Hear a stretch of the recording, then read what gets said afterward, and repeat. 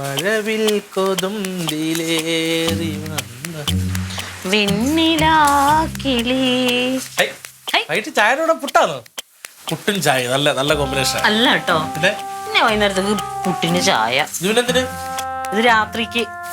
ലില്ലിപ്പണിയുടെ അടുത്ത് ഇവിടെ നിന്ന് വീരാസം പറഞ്ഞിട്ട് രാത്രി ചപ്പാത്തിയും വെജിറ്റബിൾ കുറുമയാന്നൊക്കെ അങ്ങനെ എനിക്ക് തോന്നി. പിന്നെ എനിക്ക് തോന്നി ഗോതമ്പ് പുട്ട് തിന്നാൻ. ഗോതമ്പ് പുട്ടോ? ഗോതമ്പ് പുട്ട് വേകുമ്പോ ഒരു മണം വരൂലടാ. വേവുമ്പോ മണമൊക്കെ നല്ല രുചി. രാത്രി ഗോതമ്പ് പുട്ട് കഴിച്ചുള്ള പ്രശ്നം എന്തറിയോ? രാവിലെ പഴങ്കഞ്ഞി കുടിക്കാൻ പറ്റത്തില്ല. ഇത് നാളെ ഉച്ച വരെ ഇങ്ങനെ കുതിർന്ന് വെള്ളം കുടിച്ച് ഇങ്ങനെ കിടക്കും. അപ്പൊ അത്രയും ലാഭമല്ലേ? നീ കുടിക്കണ്ട. അത്ര കഷ്ടപ്പെട്ട് വിശക്കുന്നില്ലെങ്കിൽ ഇതിനെ കഷ്ടപ്പെട്ട് കഴിക്കുന്നത്. വിശക്കുമ്പോഴല്ലേ കഷ്ടപ്പെട്ട് കഴിക്കേണ്ടത്. വിശക്കുന്നില്ലെങ്കിൽ വെറുതെ അടിക്കാൻ പാടില്ലേ? ആ വിശപ്പ് ഉണ്ടാൻ വേണ്ടിട്ടുള്ള സാധനങ്ങളല്ലേ കഴിക്കേണ്ടത്.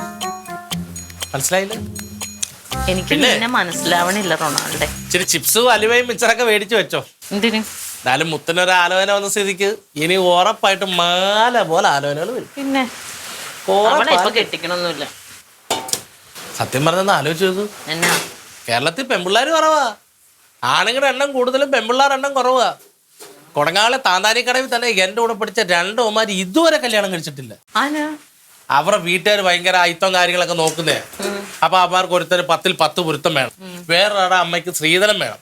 വേറൊരാളുടെ അമ്മയ്ക്ക് വെളുത്തതായിരിക്കണം. അങ്ങനെ ഡിമാൻഡ് വെച്ച് ഇവന്മാര് കാറ്റാടിക്കാട് കൂട്ടി ഇങ്ങനെ വളർന്നു പോവുകയും ചെയ്ത് പ്രായം കൂടി. അപ്പൊ അവസാനം വന്നപ്പോ എന്തുവാ? ഏതെങ്കിലും ജാതി ഏതെങ്കിലും രൂപത്തിൽ പെണ്ണായിട്ട് ഒരാൾ മതി എന്നുള്ള ഡിമാൻഡിലായി. ഒറ്റ കുറെ ആലോചന നോക്കുന്നുണ്ട്. മറ്റേ കാര്യം കഷ്ടമാണ്. പെണ്ണ് കിട്ടാത്തോണ്ട് അവന് മൊത്തം മറ്റേ ട്രാൻസാക്ഷനോ അങ്ങനെ സാധനം വരുമല്ലോ. ഒന്നും ചെയ്യാതിരിക്കുമ്പോ ഫ്രസ്ട്രേഷൻ. ആ സാധനം നിനക്കെങ്ങനെ കിട്ടിയടാ പെണ്ണ്? അത് ഞാൻ സ്നേഹിച്ചു. എന്നാപ്പാ അവന്റെ ചെലവിൽ വളർത്തം പോലെയാണ് ചോദിക്കുന്നത്.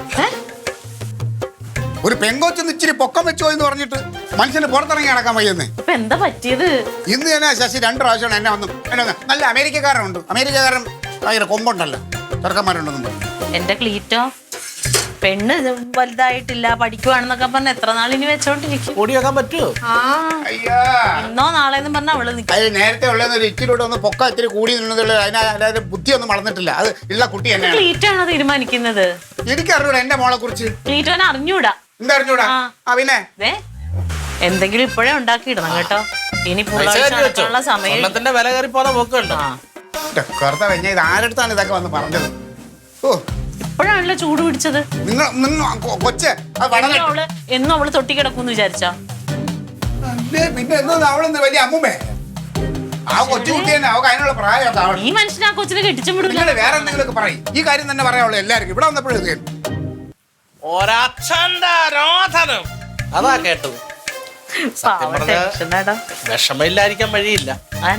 ശരിക്കും ഒരു കുഞ്ഞ് ഒരു അമ്മയുടെ വയറ്റിൽ വളരുമ്പോൾ ആ കുഞ്ഞിന്റെ അച്ഛന്റെ തലയിലും ആ കുഞ്ഞ് വളരുമെന്ന്. 9 മാസം 9 ദിവസം 9 മണിക്കൂർ. നിന്റെ തലയിൽ അപ്പൊ 2 പിള്ളേര് വളരണില്ലേ? നിങ്ങൾ പറഞ്ഞാൽ കറക്റ്റാ. നിങ്ങളടുത്ത് എന്തെങ്കിലും പറഞ്ഞുകൊണ്ട് നിങ്ങളത് പറഞ്ഞ് വേറെ വഴിക്കുണ്ട്. ഞങ്ങൾ ആണുങ്ങളെ വിഷമം നിങ്ങൾ മനസ്സിലാക്കി. നിങ്ങൾ എപ്പോഴും 10 മാസം നൊന്ത് പ്രസവിച്ച കണക്കും പറഞ്ഞുകൊണ്ട് വരുമല്ലോ. അച്ഛന്മാർ ഉള്ളിൽ തീയലറിയാം. ഉള്ളിൽ തീ പാകത്തിന് എനിക്ക് 2 ആമ്പിള്ളേരായോണ്ട് എന്റെ ഉള്ളിൽ തീയില്ല.